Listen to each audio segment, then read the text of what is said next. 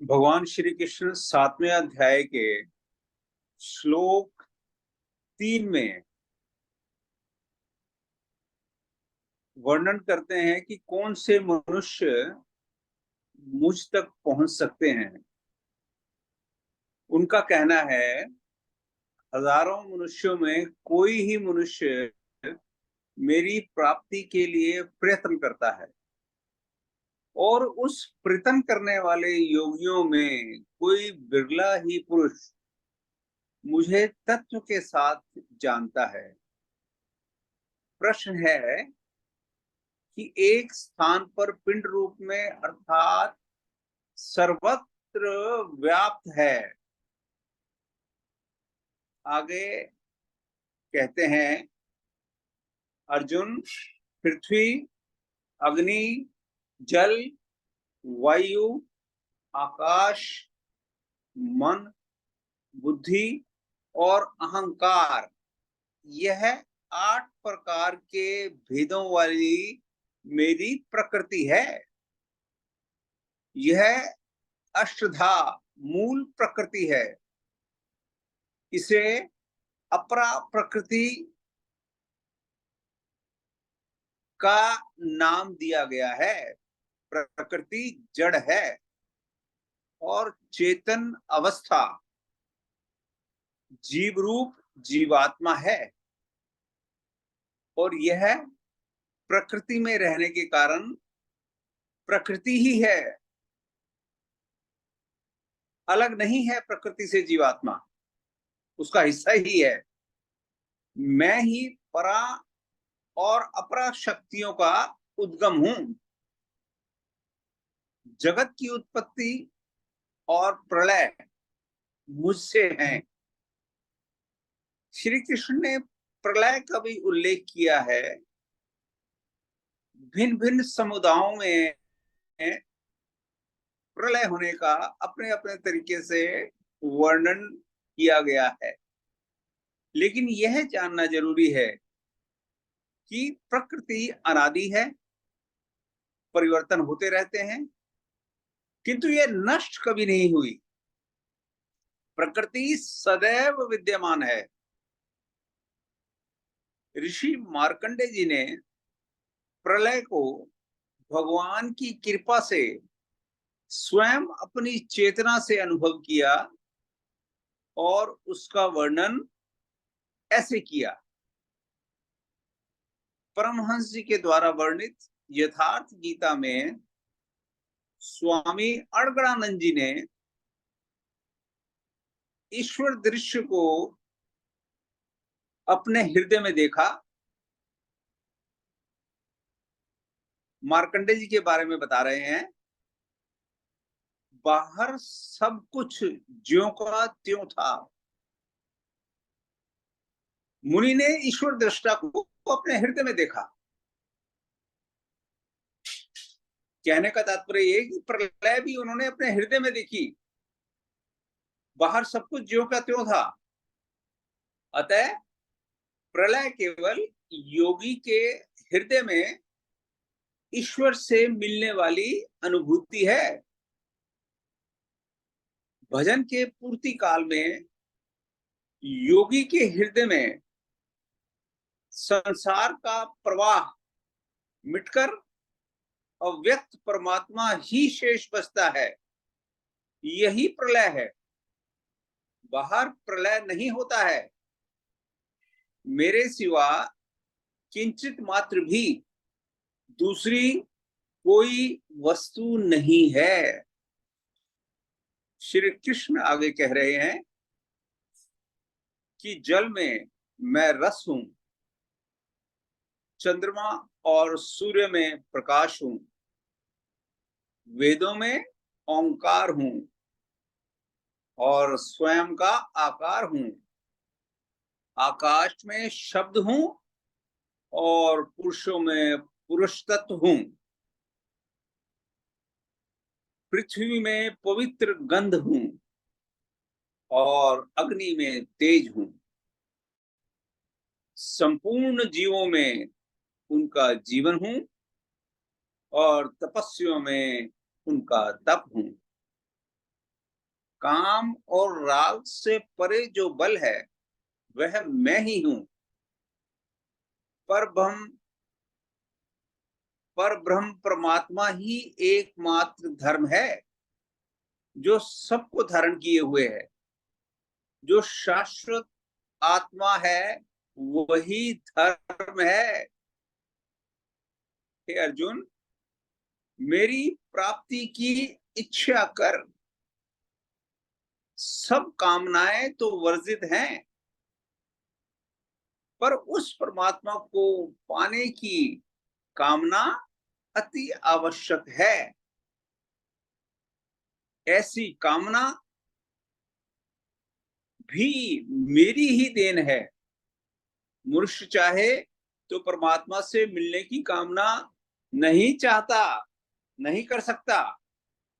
वो मैं ही जब कामना की देन दूंगा तभी वह कामना मेरी ओर आएगी। प्रकृति के तीनों गुण मुझसे ही उत्पन्न जान, लेकिन उनमें मैं नहीं और वो मेरे में नहीं। तीनों गुण सतो, रजो और तमोगुण, इसलिए वह मुझ में प्रवेश नहीं कर पाते। जिस प्रकार आत्मा की उपस्थिति से ही शरीर को भूख और प्यास लगती है, आत्मा को जल और अन्न से कुछ लेना देना नहीं है। प्रकृति परमात्म की उपस्थिति में ही अपना कार्य कर पाती है। परमात्मा उसके कार्य और गुण से निर्लेप रहता है। यह सारा जगत प्रकृति के तीनों गुणों, सात्विक, राजसिक और तामसिक गुणों के कार्य रूप भावों से मोहित हो रहा है। इसलिए लोग इन तीनों गुणों में ही विचरित होते हैं और मुझको भली भांति नहीं जान पाते और ना ही समझ सकते हैं। जब तक अंश मात्र भी गुणों का आवरण लेश मात्र है, तब तक कोई जीवात्मा मुझको प्राप्त नहीं हो सकती। वह अभी राही है और उसे अभी चलना है। 7वें अध्याय के 14वें श्लोक में अर्जुन के प्रश्नों का उत्तर देते हुए आगे कहते हैं कि जो मुझे निरंतर भजते हैं वह इस माया का पार पा जाते हैं। यह माया है तो देवी पर अगरबत्ती ना जलाएं, इसके पार जाना है। माया द्वारा जिनके ज्ञान का हरण कर लिया है, जो आसुरी स्वभाव को धारण किए हुए मनुष्य में अधम, काम, क्रोध आदि दुष्कृतियों को करने वाले मूढ़ लोग मुझे नहीं भज सकते। तो भजता कौन है? अर्थात 16वें अध्याय में 16वें श्लोक में 7वें अध्याय के अर्थात नियत कर्म करने वाले, अर्थात दुख से छूटने वाले, इच्छा रखने वाले, अर्थात प्रत्यक्ष रूप से जानने की इच्छा वाले, और ज्ञानी अर्थात तो मुझ में प्रवेश की स्थिति में है, जो मुझ में प्रवेश की स्थिति में है। यह चारों प्रकार के भक्तजन मुझे भजते हैं। कौन कौन से हैं वो? सुकृतिन पहला, दूसरा अथार्थी, तीसरा जिज्ञासु और चौथा ज्ञानी। अर्थ के बारे में बोलते हुए भगवान कहते हैं, अर्थ को संपत्ति ना जान, आत्मिक संपत्ति ही स्थिर संपत्ति है। संपत्ति में भेद कर दिया उन्होंने। जो जीविका आप कमाते हो उसको संपत्ति ना जान, लेकिन आत्मिक संपत्ति को जो आप अंदर स्थिर करते हो वही स्थिर संपत्ति है। लोक लाहू परलोक निबाहू, लोक में लाभ परलोक में निर्वाह, ये दोनों भगवान की वस्तुएं हैं। भगवान अपने भक्त को खाली नहीं छोड़ते। इन चारों भक्ति सूचक में ज्ञानी मुझे सबसे प्रिय है और वह मेरा ही स्वरूप है, क्योंकि वह स्थिर बुद्धि वाला और सर्वोत्तम गति स्वरूप है। वह और मैं एक ही हैं और कोई भेद नहीं है। वह ज्ञानी तत्वदर्शी भी है, वह ही जन्म जन्मांतर की भक्ति के बाद वासुदेव भी है। जब मुक्ति और भोग दोनों ही भगवान से मिलते हैं तब तो सभी को भगवान का भजन करना चाहिए। लेकिन क्यों वह नहीं भजते? क्योंकि भोगों की कामनाओं द्वारा लोगों का विवेक हरण हो गया है और अन्य देवी देवताओं की भक्ति के अधीन हो गए हैं। किसी देवता का भजना मुझे ही भजना है और वो इसका फल पाता है। देवताओं को पूजने वाला देवताओं को ही प्राप्त होता है। और आगे कहते हैं कि देवता भी नाशवान है। परमहंस जी आगे समझाते हैं देवता क्या है। श्लोक 7वें अध्याय के 20, 21, 22 और 23 में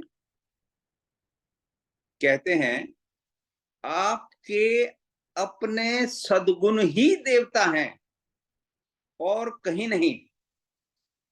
यह भीतर की वस्तु है, लेकिन समय के बदलते स्वरूप में लोगों ने इसको कर्म कांड में बदल दिया, मूर्तियां गढ़ ली, भीतर की वस्तु को बाहर वास्तविकता से दूर हो गए कर दिया। गीता में पहली बार देवता ना होने की बात कही। यह केवल श्रद्धा है और फल भी अवश्य है और नश्वर है, नष्ट होने वाला है। जो आप देवताओं की पूजा में फल ग्रहण करते हैं वो टिकने वाला नहीं है, नष्ट होने वाला है। श्लोक 25 में अर्जुन को कह रहे हैं, माया एक पर्दा है जिससे परमात्मा छिपा है।